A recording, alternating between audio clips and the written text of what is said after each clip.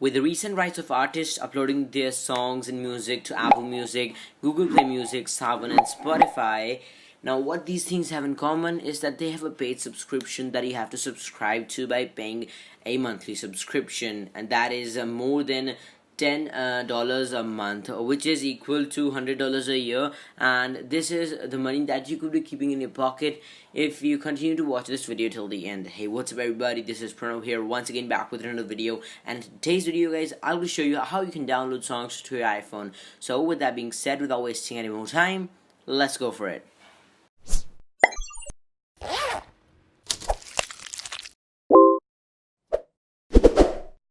So the first step we're going to be taking, guys, is that go ahead into the App Store and search for the application named as Documents. Just go ahead or just click on the link in the description below. You will be redirected to the application on the App Store from where you can download it. Once you download the application to your device, just fire this application up and swipe left from the bottom right of the phone, which will open up a separate browser in this application where you can go to google.com and search for the song that you want to download. In this case, we're going to be downloading Despacito to our device.